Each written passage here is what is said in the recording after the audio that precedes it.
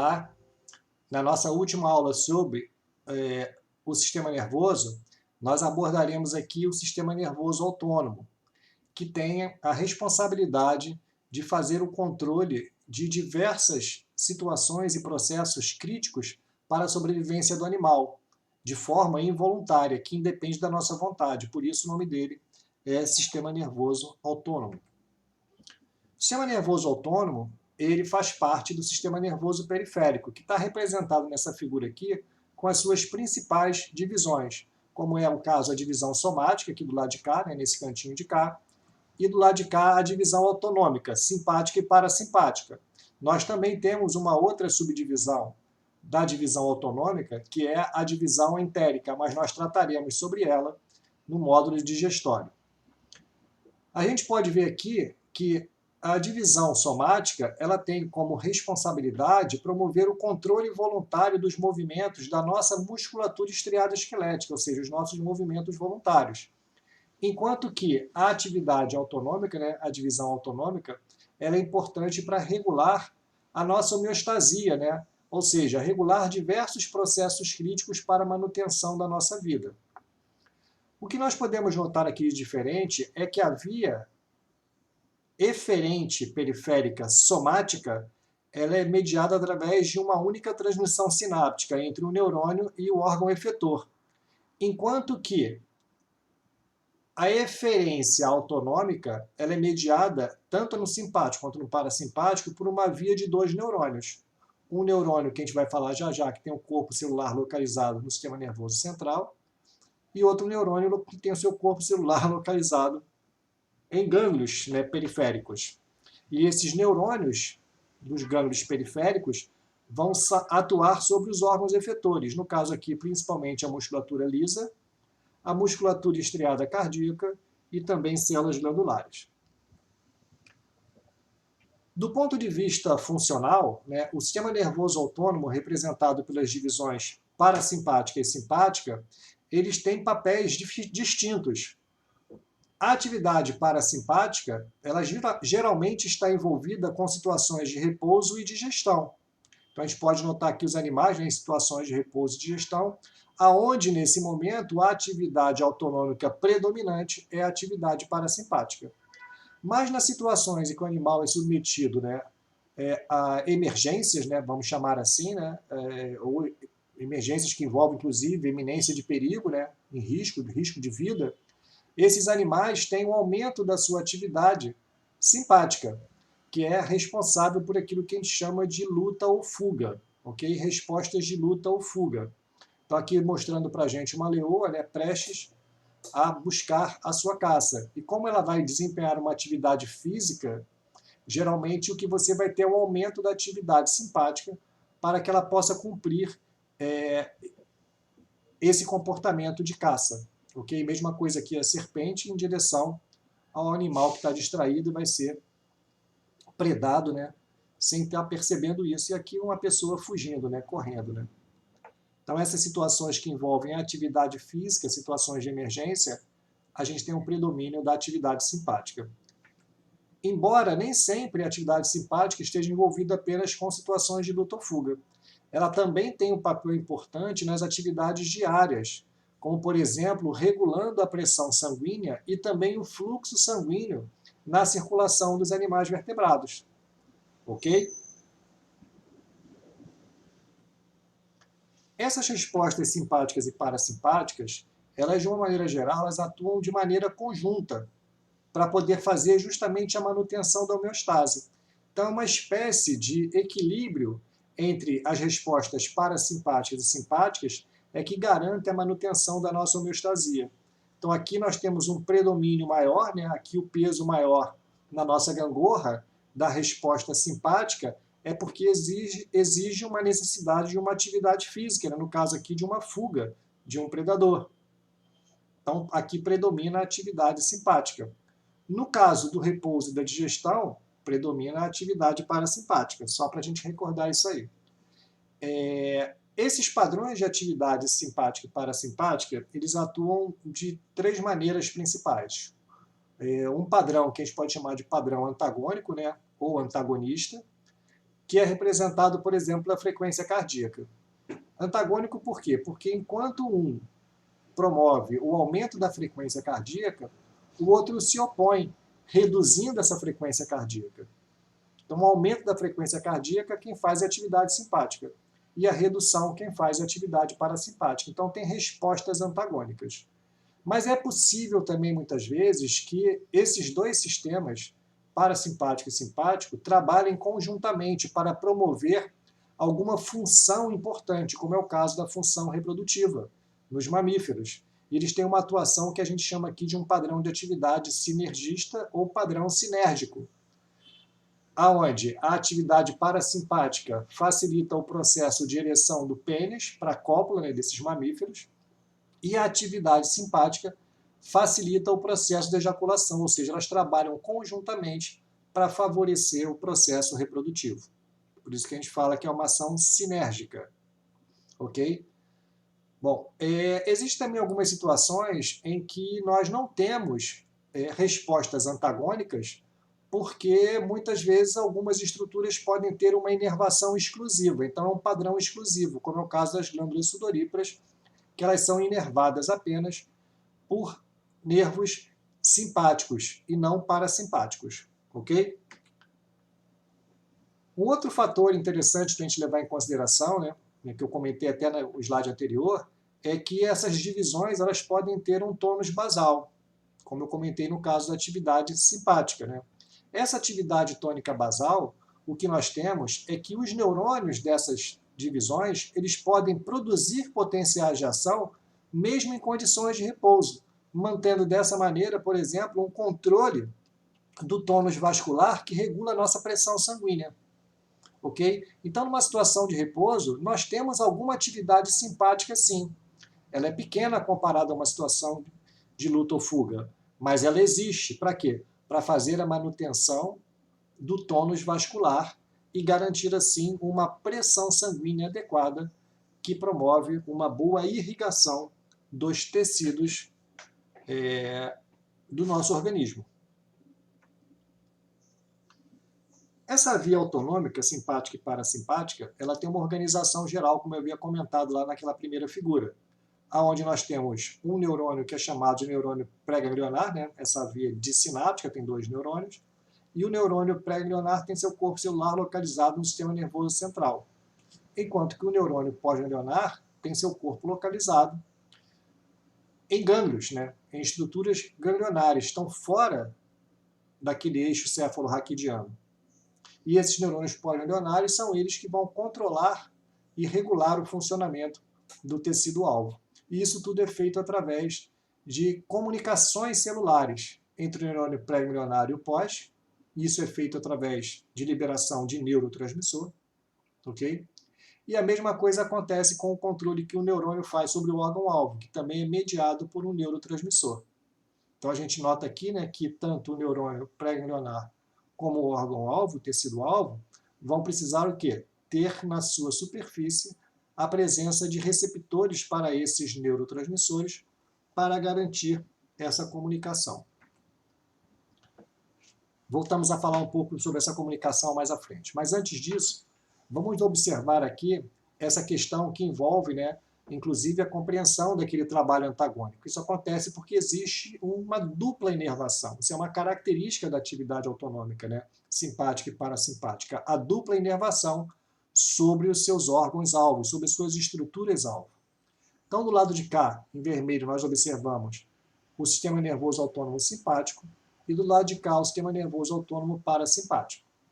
Então, o que nós observamos aqui é que o sistema nervoso autônomo simpático ele vai ter os seus neurônios pré-ganglionares localizados na substância cinzenta da medula espinhal, que se estende do segmento torácico T1 até o segmento segmento lombar L2. Okay? Então, vai de T1 até L2.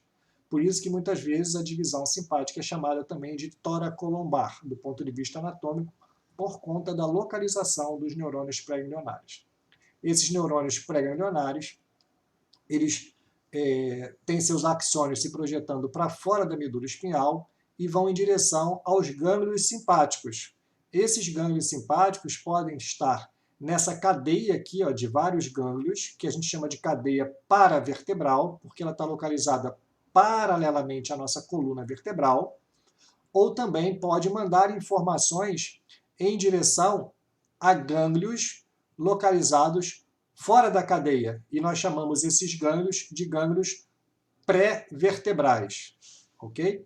Então nós temos uma cadeia, né, que é chamada de paravertebral, gânglios paravertebrais, e aqui esses gânglios individualizados, que são os gânglios pré-vertebrais. São nesses gânglios que nós vamos encontrar os neurônios pós-neuronários simpáticos. E esses neurônios pós-neuronários simpáticos, por sua vez, vão fazer a sua comunicação com as diferentes estruturas lá viscerais do nosso organismo.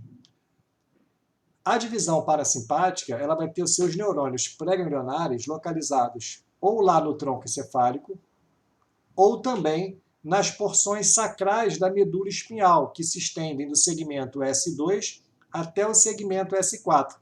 E por isso, do ponto de vista anatômico, a divisão parasimpática também é chamada de crânio sacral, ok? E a gente nota que esses neurônios pré-ganglionares projetam seus axônios em direção a gânglios parasimpáticos que estão localizados próximos aos nossos órgãos-alvos, ok? Como também é possível que esses gânglios estejam localizados na parede dos órgãos-alvos, muito mais próximos aos órgãos-alvos. Então aqui vamos tomar como exemplo o coração que a gente observou nos primeiros slides e falamos que a atividade simpática ela tende a aumentar a frequência cardíaca, porque ela inerva a estrutura que faz o controle da frequência cardíaca, o nódo sinoatrial. O mesmo acontece, né, para a divisão parasimpática, que também tem seus neurônios pré-ganglionares localizados aqui dentro, fazendo contato direto com o sistema nervoso, com o nódo sinoatrial, ok? E o que é que faz a frequência cardíaca baixar, porque diminui a atividade dessas células do nódo sinoatrial, ok?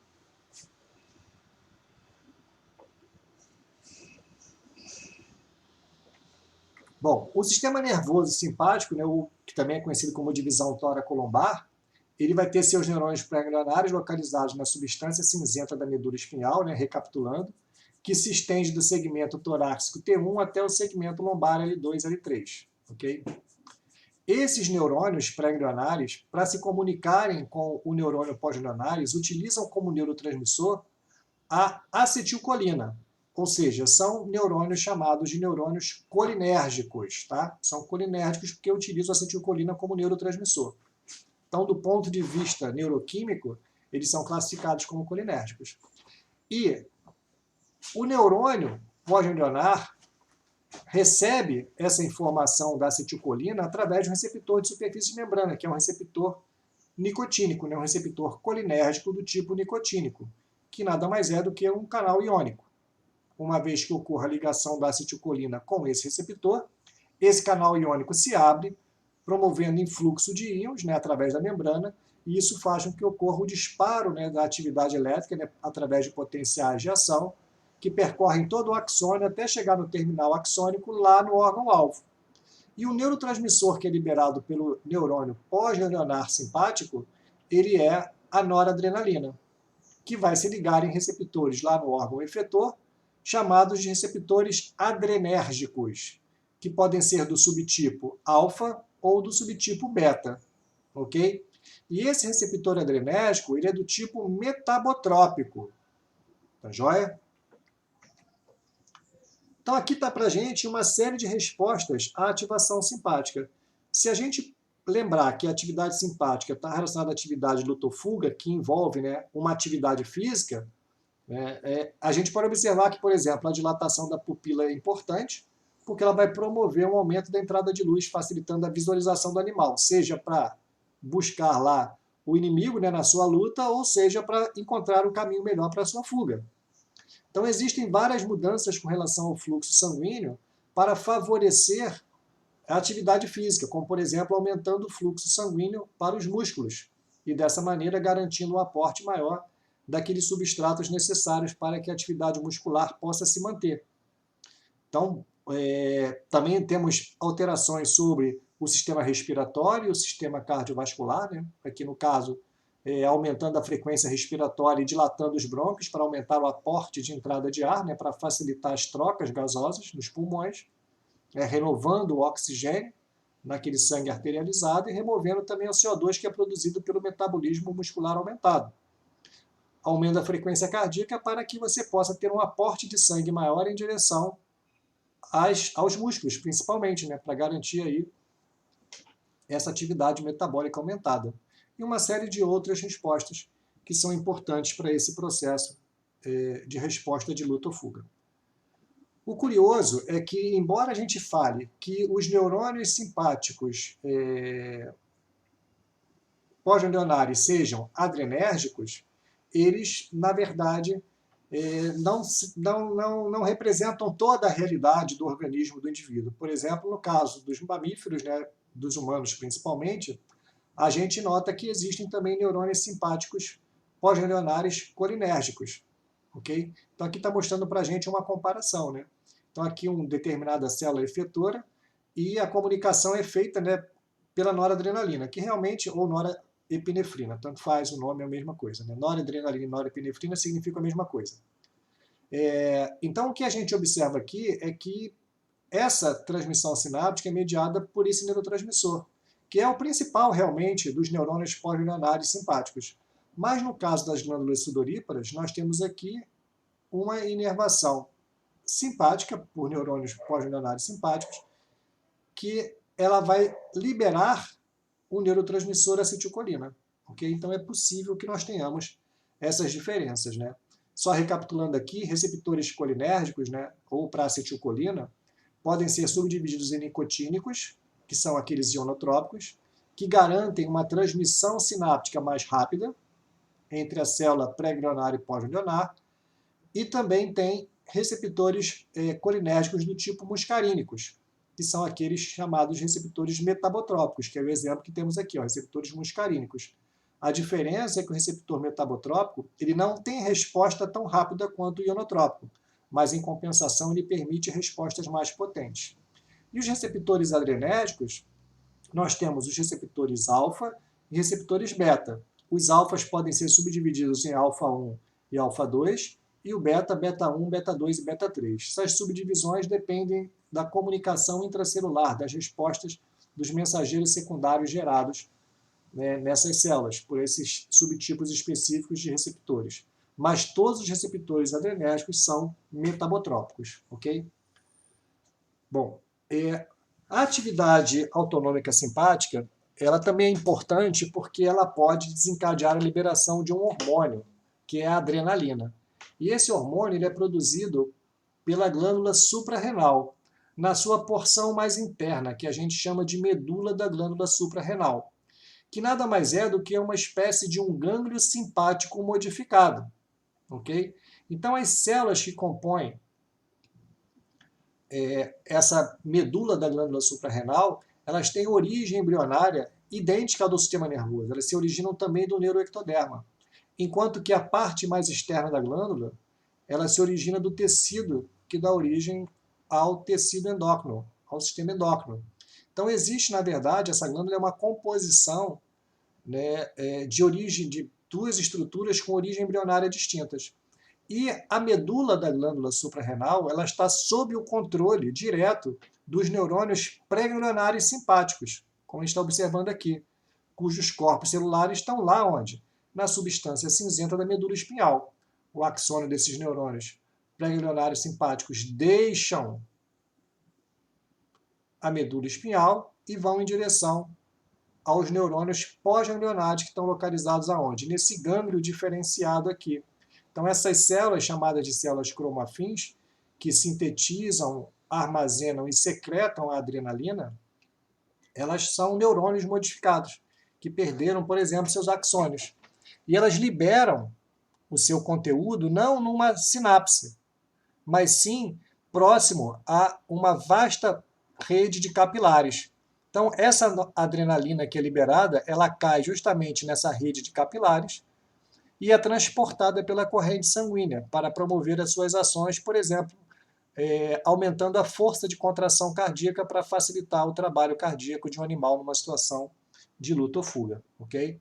Então aqui é só para mostrar para a gente que além da cadeia paravertebral e gânglios pré-vertebrais, nós também temos neurônios pré-ganglionares simpáticos inervando a medula da glândula suprarrenal, que nada mais é do que um gânglio simpático modificado, especializado, né?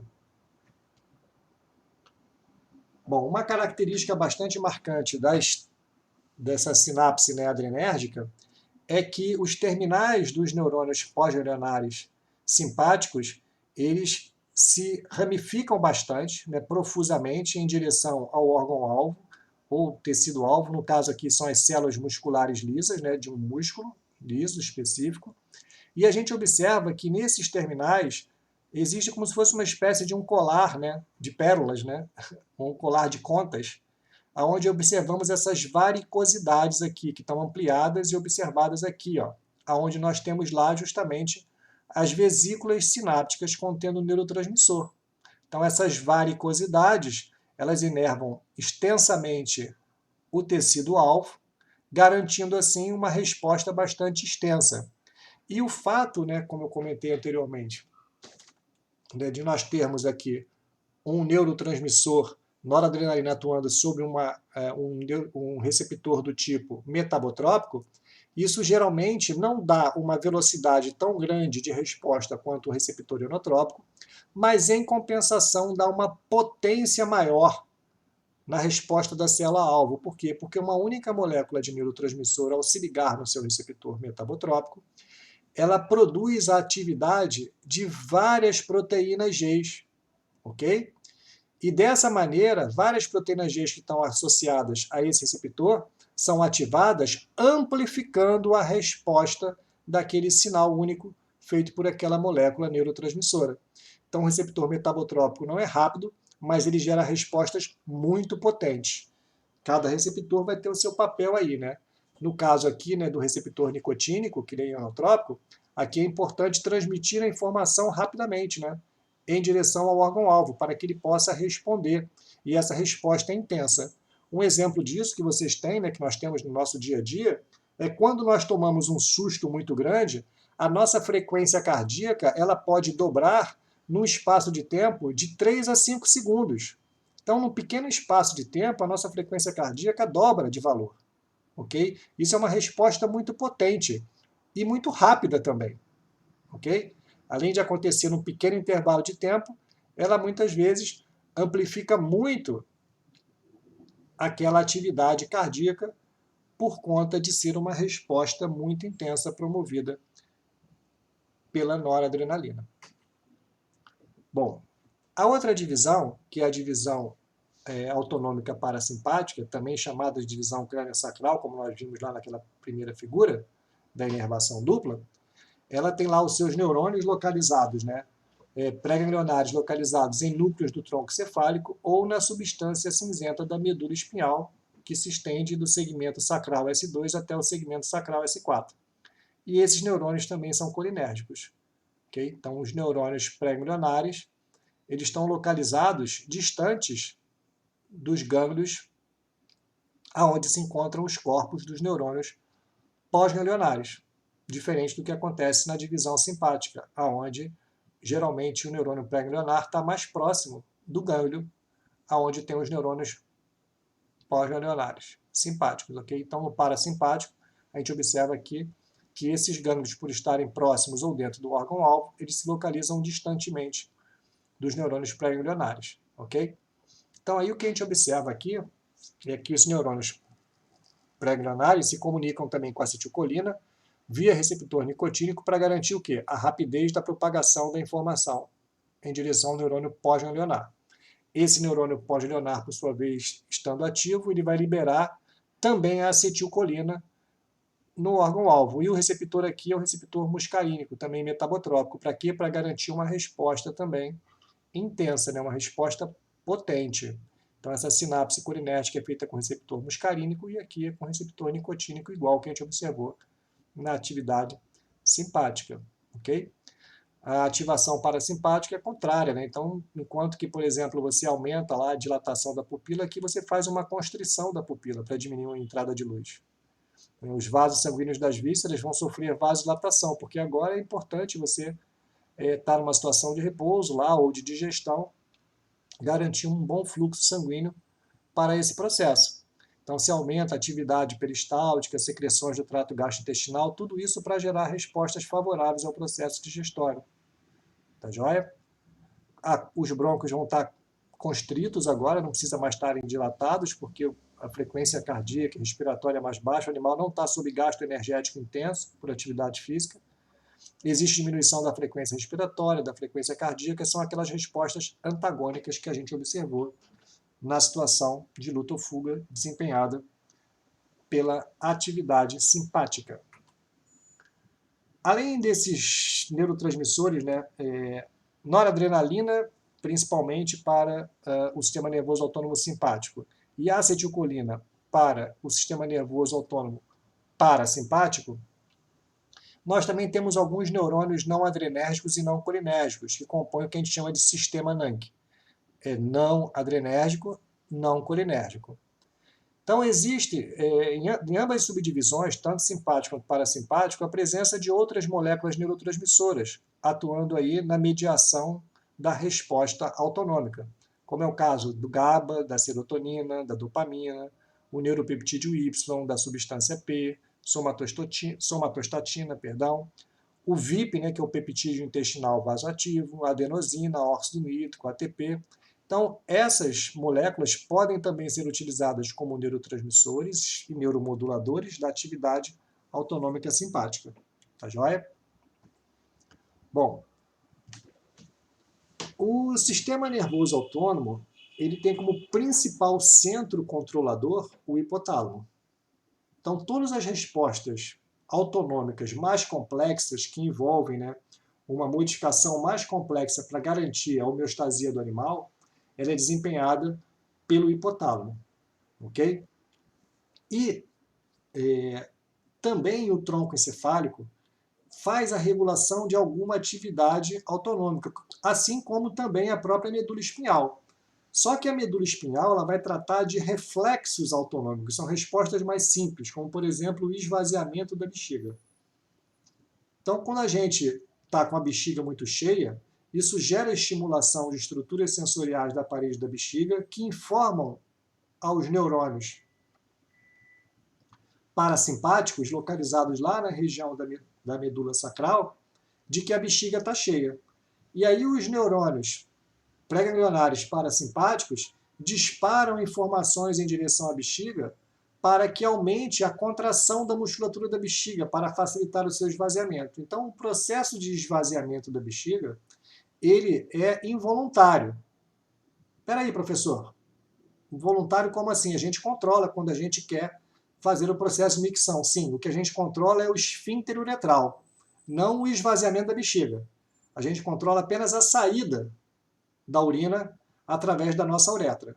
Mas o controle do esvaziamento ele é involuntário, porque é uma resposta reflexa entre as informações sensoriais da bexiga e os neurônios lá parasimpáticos que controlam o esvaziamento da bexiga, ou seja, a musculatura lisa que reveste a bexiga. Tá bom? Mas o principal centro controlador é o hipotálamo. O hipotálamo ele recebe uma série de informações sensoriais. Ok? Então, aonde isso pode ser percebido pelos próprios sensores hipotalâmicos, assim também como pelos neurônios sensoriais, somáticos e viscerais.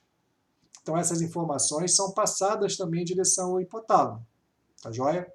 E também a outras áreas do nosso sistema nervoso, como é o caso do sistema límbico e o nosso córtex cerebral. E o hipotálamo, por sua vez, recebe essas informações sensoriais e também informações vindas de outras áreas do nosso encéfalo. Para quê? Para garantir a regulação de 3 tipos principais de respostas importantes para a homeostasia do indivíduo. Uma resposta autonômica, uma resposta endócrina e uma resposta comportamental. Para nós aqui, o que nós temos é a resposta autonômica, né, que interessa a gente aqui para garantir, no caso, a homeostase. Ou seja, a informação sensorial instrui o controle pelo sistema nervoso central. O hipotálamo vai atuar como um facilitador ou inibidor dessa atividade autonômica. E ele acaba funcionando assim como o principal centro de controle visceral. Tá joia? E para isso, né, o hipotálamo tem diferentes estruturas presentes, né, que garantem a regulação de diversas funções autonômicas. Mas do ponto de vista de controle autonômico, o hipotálamo anterior, aqui, né, representado por essa cor azul aqui, o núcleo hipotalâmico anterior, ele faz um controle maior sobre a atividade parasimpática, enquanto que o hipotálamo posterior, representado aqui por essa cor mais alaranjada, ele é o centro de controle da atividade simpática, ok? E existem, como eu comentei, né, diversos centros autonômicos hipotalâmicos que ajudam na regulação da temperatura corporal, né? Isso aí é um centro, né, de perda e conservação do calor, regulando através de modificações do metabolismo do animal, né? Se você aumenta o metabolismo, aumenta a produção de calor, se diminui, diminui essa produção de calor. Você também pode modificar o processo, né, de circulação sanguínea periférica na pele do animal para fazer trocas de calor, ajustando a temperatura corpórea do animal também, e tudo isso é integrado nesses centros aqui, de perda e conservação do calor. Ok? Também temos centros da regulação da ingestão de alimentos, onde nós temos centros de alimentação e da saciedade, né, controlando aqui para a gente, né, a sensação de fome ou de saciedade, né, quando você tem uma pouca reserva energética, o hipotálamo é informado sobre essa situação e ele então dispara mecanismos, né, que vão ativar o centro da fome, para desencadear no animal uma percepção de fome, que é uma resposta comportamental. E o animal então busca o alimento. Ok? Então, desculpa, a sensação de fome é uma percepção. E isso desencadeia, né, aqui o comportamento motivado, está aqui mais embaixo, né, que é uma sinalização disparadora de mudanças comportamentais. Né? Então, é busca pelo alimento. Se for no caso da sensação de sede, porque nós também temos centros de regulação da ingestão de água, né, para controle hídrico do nosso organismo, a água é fundamental para o nosso organismo, nós temos o disparo da sensação de sede. Isso leva à busca pela água, né? Ou quando você tem alterações térmicas, né, aqui do ambiente, né, isso pode induzir uma mudança da temperatura corporal do animal. Esse animal pode muitas vezes, né, procurar um abrigo para fugir do frio ou do calor que é produzido nesse ambiente. De uma maneira geral, né, esse padrão, né, de organização da atividade autonômica, simpática e parasimpática, é observada basicamente em todas as classes, com algumas pequenas diferenças, né, mas está presente nos vertebrados. Então, as principais classes de vertebrados, né, répteis, aves, mamíferos, eles têm um padrão descrito bastante semelhante ao que a gente comentou na aula. Os peixes, né, eles têm a presença de alguma divisão simpática e parasimpática também. A gente observa lá nos peixes cartilaginosos, tubarões, né, aí, raias, uma pouca sobreposição nos órgãos, o que mostra que não existe aquele controle antagônico muito intenso, né, nesses animais. Enquanto que nos peixes ósseos essa dupla inervação é mais perceptível, né? A gente pode observar melhor. Ok? Então, dos vertebrados, os peixes apresentam uma divisão simpática e parasimpática também não tão evidente quanto nas outras classes. Os anfíbios também têm uma semelhança aos peixes ósseos, né? Tem uma dupla inervação, e o parasimpático dele com origem sacral, além também do tronco cefálico, que é bastante semelhante com mamíferos, aves e répteis, de uma maneira geral. Então era isso hoje que nós tínhamos para falar na nossa aula sobre o sistema nervoso autônomo. Aqui estão as referências bibliográficas utilizadas para essa aula e nos vemos no próximo momento.